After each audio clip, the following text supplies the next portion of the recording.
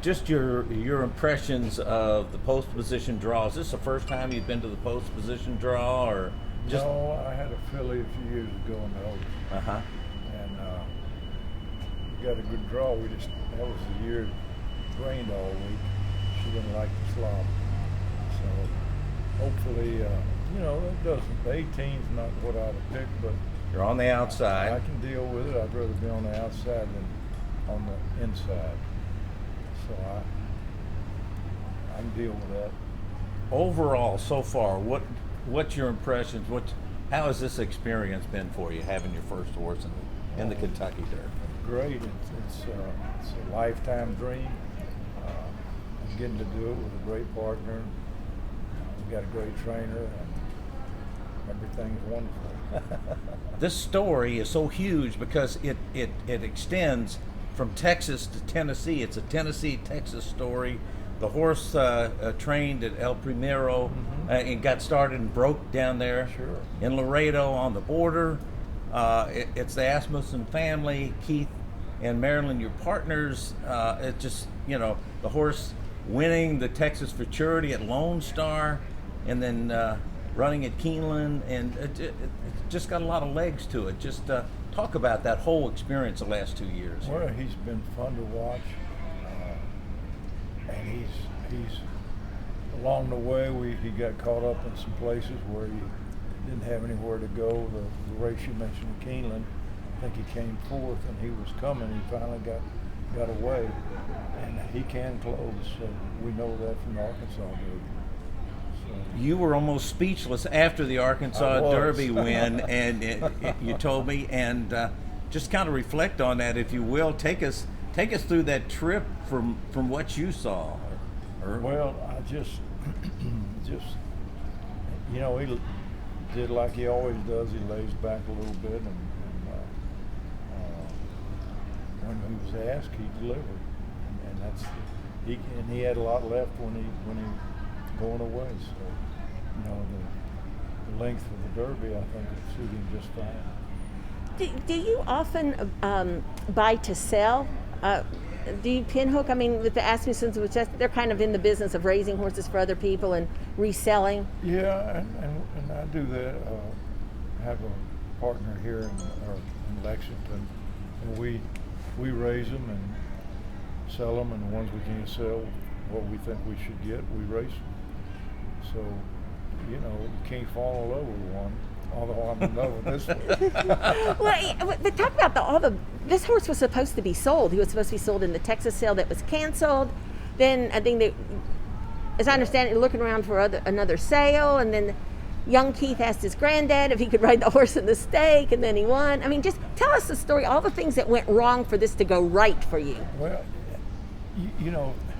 it's been a crazy year for everybody. Because of the Chinese virus, and things don't go as planned. So you deal with things that happen, and we did, and then we got to where we really liked him, and we didn't want to sell him. So here we are at the Derby, which is a dream of mine. I know it's a dream of Keith. So things work out. How long have you had an association with the Asmussen family? Long time. Somebody asked me that the other day, and I don't know, 25, 30 years at least. How did that come about, well, down to Texas? I sent some horses down to his training center to rehab, and after that we ran into each other at sales, and one thing led to another. We started buying a few horses every year. This is where we ended up. The whole aspect of you and George Strait. I mean, the empire that you and George Strait built. With his career and your management company and everything. And I know you had a few horses with George as well. And this is just the local angle here, hanging out with a Hall of Famer by the name of Coyote Calhoun coming to the races at Churchill with George Strait and Coyote, and having a few horses that you were bringing along, but not at this level. Do you think that this horse you were meant to hold on to this horse? This horse was not meant to be sold, and it was meant to be, you were meant to get to this stage? I think so. I really do. I believe that. Just the way everything happened. Nothing, nothing, we didn't force anything. It was just the way it worked out, and then we just ran it. So after that, we knew better. Steve also said that this horse, you were pointing towards the Kentucky Jockey Club here that Keep Me in Mind won. And then the horse, I don't know if he got a little sick or something happened, and he couldn't run. And Steve thought the horse had a huge chance that he would have won that day. He said if he'd won that day, the offers would have come in and we would have just sold. And so because of that, you had the horse. But now he doesn't race until the Rebel. That was his first race off a pretty good layoff. What were your thoughts of his race in the Rebel, and how much did you expect him to improve for the Arkansas Derby? Well, he's always been capable, and he just has had some bad racing luck, getting caught where he couldn't move, he couldn't go, and that's. But again, at the Lexington race, he showed he had plenty. Once he had a chance, and he was coming on. Just ran out of room. It was a grade 1 against Essential Quality in the Claiborne Futurity there, and you're absolutely right.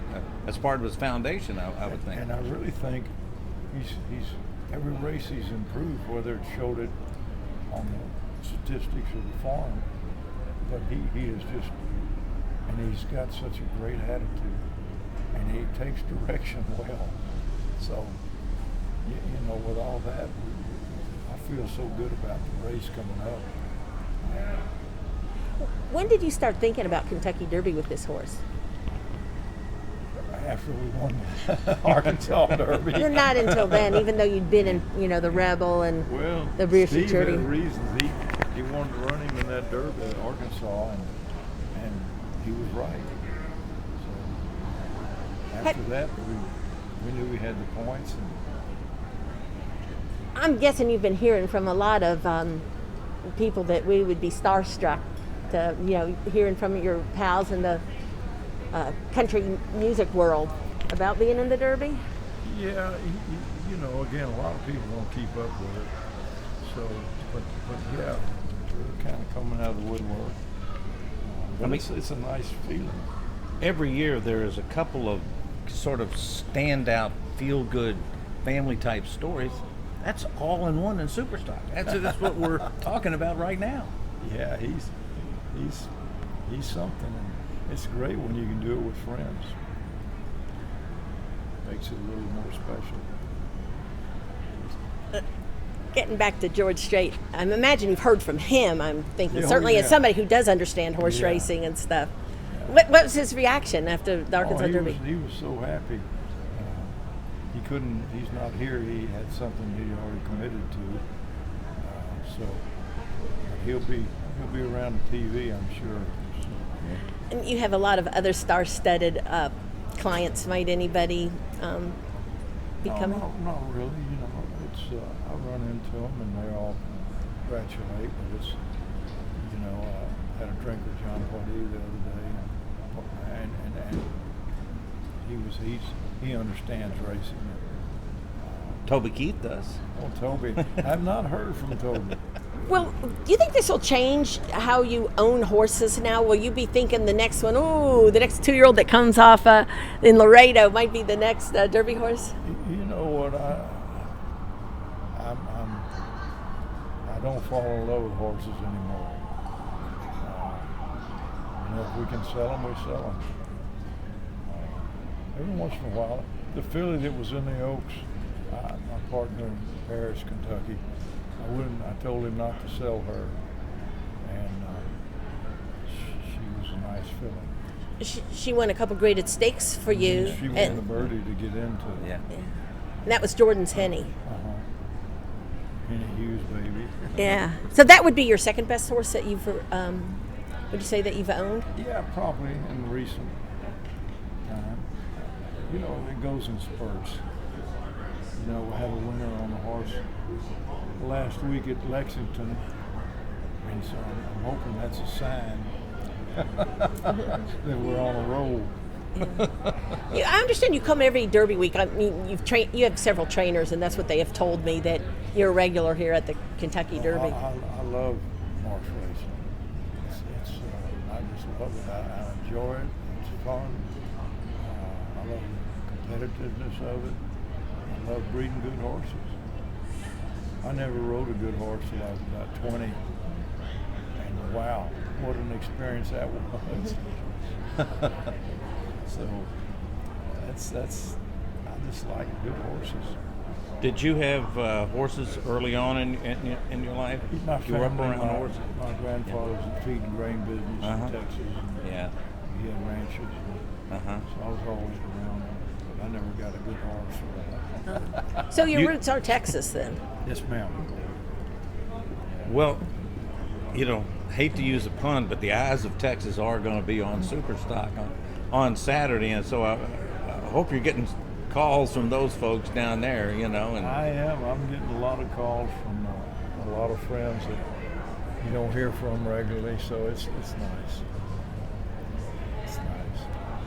and if they can't make it to Louisville, they can go to Lone Star or someplace like Kentucky that. Downs, I got to mention that, Kentucky right? Downs, yeah. It's a Go short to drive Kentucky from Downs. Nashville. From Nashville, for the Yeah. people in Tennessee. Quick ride over, and Winchell's done a great job with that facility there. It's awesome.